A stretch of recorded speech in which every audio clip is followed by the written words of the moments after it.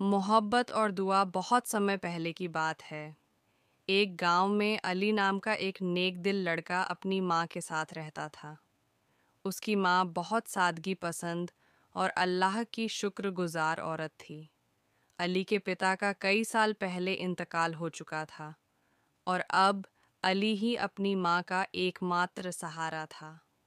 अली बहुत मेहनती था और हमेशा दूसरों की मदद करता था। वह दिन भर मेहनत करता और रात को कुरान की तिलावत करता। उसकी माँ ने उसे सिखाया था कि मुसीबत में सब्र करना चाहिए और अल्लाह से दुआ मांगनी चाहिए। एक दिन गांव में सूखा पड़ गया। खाने पीने की चीज़ें कम हो गईं और कई घरों में भूखमरी होने लगी। अली और उसकी माँ के पास भी बहुत कम खाना बचा था। माँ ने अली से कहा, बेटा, अल्लाह पर भरोसा रखो, वह ज़रूर हमारे लिए कोई रास्ता निकालेगा। अली ने सिर झुकाकर आमीन कहा और रात को तहज्जुद की नमाज में दुआ मांगी। अगली सुबह अली काम की तलाश में निकला। रास्ते में उसे एक बूढ़ा आदमी मिला जो बहुत कमज़ोर लग रहा था। अली ने अपना बचा हुआ खाना उसे दे दिया और मुस्कुराकर कहा, अल्लाह तुम्हें सेहत दे बाबा। बूढ़े आदमी ने खुश होकर अली को दुआ दी और कहा, बेटा, तुम्हारी नेकदिली तुम्हें ज़रूर वापस मिलेगी।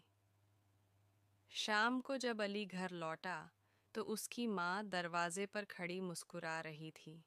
उसने अली को बताया कि गांव के एक अमीर आदमी ने उन्हें बहुत सारा राशन भेजा है और साथ ही अली को अपने बाग में काम करने का मौका भी दिया है। अली की आंखों में आंसू आ गए। उसने तुरंत सजदा किया और अल्लाह का शुक्र अदा किया। यह अली के लिए एक सबक था कि अगर दिल में सच्चाई हो और दूसरों की मदद की जाए तो अल्लाह कभी किसी को मायूस नहीं करता। अली ने अपनी माँ से कहा, अम्मी, आज मैंने सीखा कि मोहब्बत और दुआ कभी बेकार नहीं जाती। उसकी माँ मुस्कुराकर बोली, बेटा, यही ज़िंदगी का असली राज है।